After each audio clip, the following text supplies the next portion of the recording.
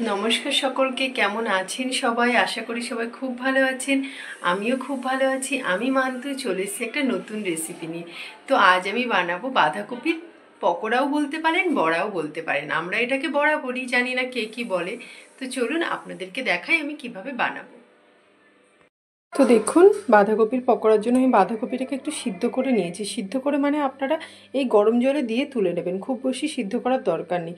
তারপরে আমি এটাকে হাত দিয়ে চেপে চেপে জলটাকে ফেলে দিয়েছি। আর আমি একটু চাল বেটে নিয়েছি, আতপ চালকে। আপনারা চাইলে আপনারা বাজারের যে চালের গুঁড়োটা কিনতে পাওয়া যায় ওটা দিয়েও করতে পারেন। তবে আমার কাছে আতপ চালটা ছিল, তাই আমি আতপ চালটাকে ভিজিয়ে রেখেছিলাম আগে থেকে। তার মধ্যে আমি কয়েকটা লঙ্কা দিয়ে বেটে নিয়েছি। আর নিচে আমি একটু ধনেপাতা কুচি, একটু পেঁয়াজ কুচি, একটু লঙ্কার গুঁড়ো, একটু লবণ, একটু হলুদ। তো প্রথমে আমি এইগুলোকে সব হাত দিয়ে ভালো করে মেখে নেব। এখন আমি হাত দিয়ে ভালো করে মাখিয়ে নিয়েছি পুরোটাকে। আর আমি ফ্রাইং প্যানে তেল দিয়ে ফ্রাইং প্যানটা বসিয়েও দিয়েছি। এবার তেলটা গরম হলে আমরা আস্তে আস্তে ভেজে নেব। তো আপনারা যদি চান এই বাঁধাকপির বড়াটাকে আপনারা বেসন দিয়েও করতে পারেন, তবে চালের গুঁড়ো দিয়ে করলে এটা খেতে বেশি খাস্তা হয়।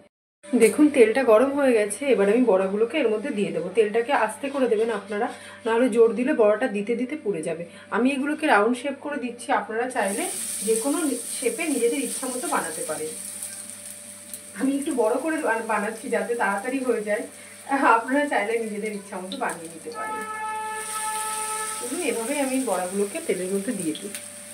বড়াগুলোকে তেলের মধ্যে দিয়ে দিয়েছি। এবার আমি এটাকে মিডিয়াম ফ্লেমে লাল লাল করে উল্টে পাল্টে ভেজে নেব। আপনারা চাইলে এটাকে ডুবো তেলেও ভাজতে পারেন, আর যদি আপনারা অনেক তেল দিয়ে না ভাজতে চান তবে অল্প তেলেও ভাজতে। এবার উল্টে দিয়েছি বড়াগুলোকে।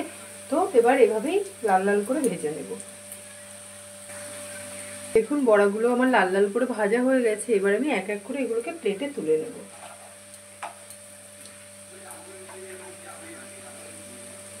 এই দেখুন, রেডি আমার বাঁধাকপির পকোড়া।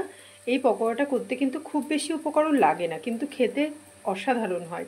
আপনারা একবার বানিয়ে দেখবেন বাড়িতে। এই বাঁধাকপির পকোড়া সাথে গরম ভাত আর কি, খুব অসাধারণ খেতে লাগে। তো কেমন লাগলো আমার এই বাঁধাকপির পকোড়াটা অবশ্যই আমাকে কমেন্ট করে জানাবেন। আর যদি ভালো লাগে একটা লাইক কমেন্ট শেয়ার করে দেবেন। আর আমার চ্যানেলটাকে সাবস্ক্রাইব করে দেবেন। সবাই ভালো থাকবেন, সুস্থ থাকবেন। সকলকে টাটা।